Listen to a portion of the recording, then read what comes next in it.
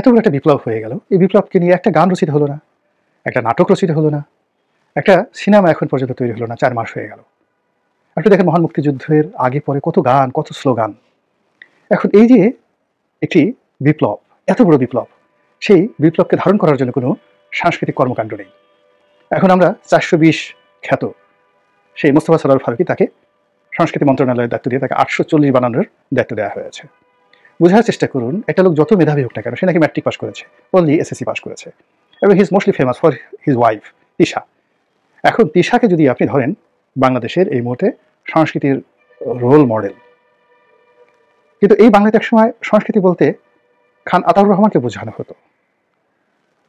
এই বাংলায় সংস্কৃতির রোল মডেল বলতে এহতেশামকে বোঝানো হতো, নায়ক বলতে রাজ্জাককে বোঝানো হতো।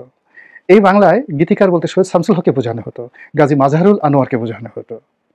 আচ্ছা, এখন এই মানুষগুলোর সঙ্গে ফারুকীকে আপনি বসান, কথা বলান।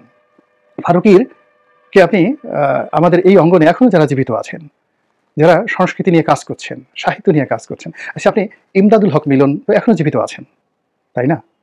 আপনি ডক্টর জাফর ইকবাল, আপনি তাকে যতই ট্যাগ দেন না কেন, ডক্টর মুনতাসির মামুনকে আপনি যতই ট্যাগ দেন না কেন, তারা তো এখনো জীবিত আছেন। এই যে বিএনপির যে সমস্ত লোকজন আছেন, বিএনপির মধ্যে তো অনেক নাম করা লোকজন আছেন, তো তাদের সঙ্গে আসলে এখানে কি মোস্তফা ফারুকী বা তিশা যায় বলেন তো? এটি কি হয়? ফলে সাহিত্য হচ্ছে না, সংস্কৃতি হচ্ছে না, আকাল।